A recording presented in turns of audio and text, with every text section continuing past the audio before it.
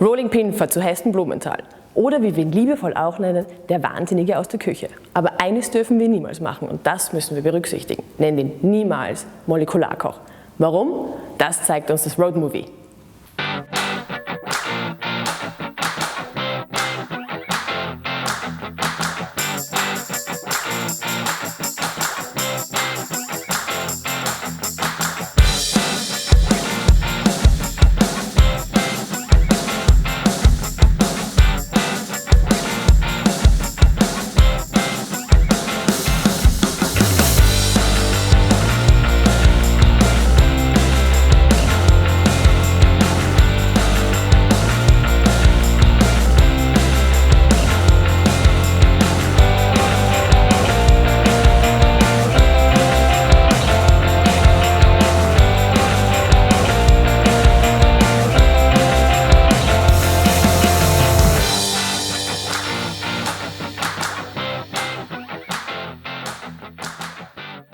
Funny enough, sitting here, I used to live, I was born in London and I grew up the other side of this park.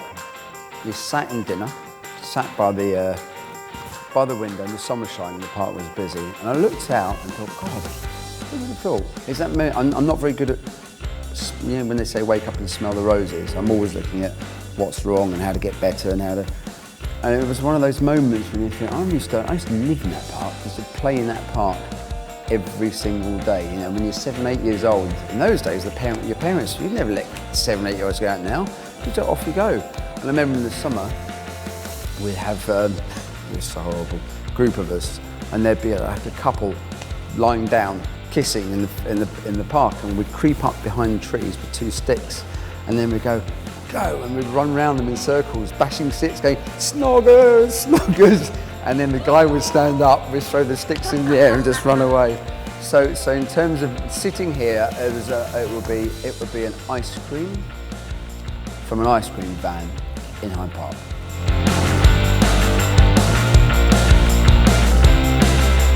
We had Nouvelle cuisine in the 70s. There's a lot of misunderstanding about that, but that changed the way that restaurants operate. The very first time a chef put food on a plate was Nouvelle cuisine. Because everything was put on a platter, taken to the table. So this gave power to the chef, the creativity started to bloom. Then what happened is 15 years ago, I suppose, we had this sort of movement that I was fortunate enough to be involved with, which became to be known as molecular gastronomy, but it was the whole labelling is totally wrong. Where what happened is then there was this embracement of technology, sometimes with misunderstanding, but technology, ingredients, knowledge. The dark side of it, a bit like the dark side of Nouvelle cuisine, not the pure Nouvelle cuisine, was this big hexagonal plates with 2 green beans on and a bit of kiwi fruit and something, was that everything had a pipette, test tube, foam. So that where technology then overtook everything else. I think what's happened now is everything's settling down.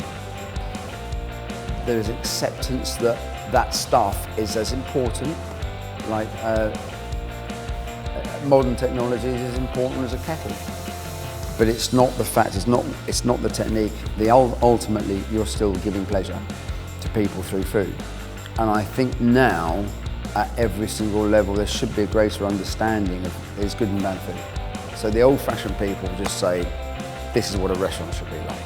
Actually, the definition and defining of what a restaurant would be like now is much more open. So people are more confident about it. People are more, the quality of produce available to most of us in the world has gone up massively because of the internet and lots of things like that. So I just think it's just going to be, I think that's going to continue, and I would say that I 100% guarantee that this whole multi-sensory thing is going to now start spreading. A few years ago, 7, 8 years ago, Harold and I, gastronomy, and Harold and I were kind of going, it's not the name, because the guy that invented it was a Hungarian at Oxford University, and he came up with the name to use this centre to have a workshop. So it wasn't the name, it's what the press started to associate the name with being. And so we thought we're going to want to do something where the whole point of it is it should not define a style. It's just an approach, a modern approach. And so Harold and I, every couple of years, we took a weekend and we'd go and eat together. When he was over in Europe, we'd just take 2-3 days and we'd just go to a couple of restaurants and just spend that time together and just sort of chew the cud and stuff. And this one year we thought, right, we're going to try and write something. So if a journalist says, if it's not molecular gastronomy, what is it then? And I'll just go, it's just cooking, it's modern cooking. We'll try and write a statement. It's like a page and a half. It needs updating, but it's still now relevant. It was about 7 years ago, and there's a guy called Nathan Merville. And Nathan said, I tell you what, he heard that Harold and I, he said, come on my boat. If you want to write this, have your weekend, come on my boat. So we went, it's a ship, not a boat. So we went and we spent 2-3 days on Nathan's boat. Carried on, popped into some restaurants, and we were just writing, going through it, and we're sitting outside writing this statement and going, well, and then Nathan was sitting with us for some of it. He said, you know what? This reminds me of the modernista art movement. And I said, well, we can't say that because it sounds really arrogant. I don't. So that's where the modernist came from.